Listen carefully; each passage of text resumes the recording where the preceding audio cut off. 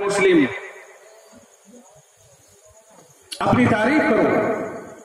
کون منع کرتا؟ اپنے کو سونے کا بتاؤ، چاندی کا بتاؤ، ہیرے جواہرات کا بتاؤ، جیسا چاہو ویسا بتاؤ. لیکن الیکشن کی کمزوریاں کہ ایک دوسرے کے اوپر کیچڑ اچھالے جاتے ہیں. نوبت یہاں تک آتی ہے کہ سادہ دل لوگ ان کی برائیوں کو سننے کے بعد اس کی طرف سے برا خیال جما لیتے. اچھا ایسا ہے کہ جی ہاں ایسا ہے بھائی، وہ تو بہت بننا گاؤں کو کھا جائے گا.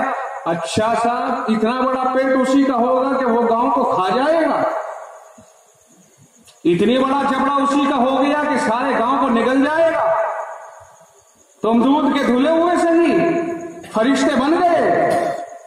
یہ بات غلط ہے. الیکشن کی یہ خرابیاں ہیں جو ہمارے معاشرے کے اندر پیدا ہو رہی ہے.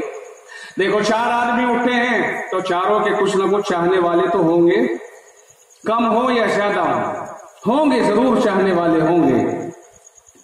کوئی آدمی کسی کی راہ میں رکاوٹ ڈالنے کی کوشش نہ کرے.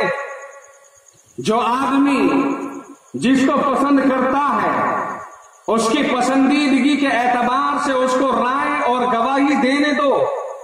جس کی گواہیاں زیادہ ہو جائیں گی خود بخود آٹومیٹک جیت جائے گا. یقیناً اگر کوئی کسی بھی ووٹر کو ٹارچر نہیں کرتا تو یقیناً ووٹر ووٹ دے گا، اور ووٹ ہوتے ہوتے کسی نہ کسی کے تو ان میں زیادہ ہوں گے، ہو جائے گا.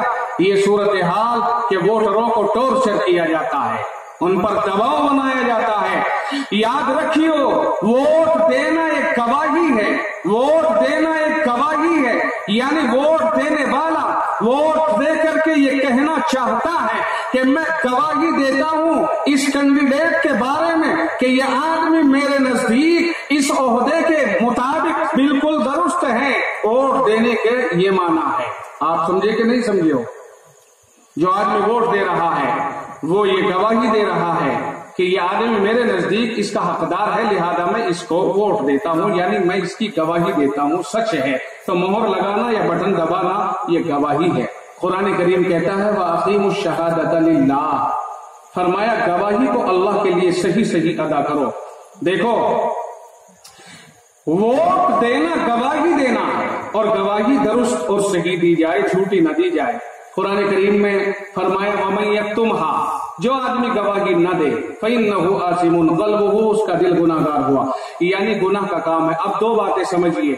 اسی کے پیش نظر جب بات الیکشن کی آئی، مجھ پر واجب اور ضروری ہے کہ میں آپ کو اس مسئلے میں رہنمائی کروں، اور آپ پر واجب ہے کہ آپ اس مسئلے کو صحیح سمجھیں، اس لیے کہ آگے 2019 کا جو الیکشن آ رہا ہے اس میں فیصلہ کن الیکشن ہے.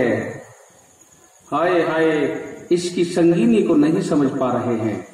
ذرا 10 مہینے کے بعد راز کھلے گا کہ ہم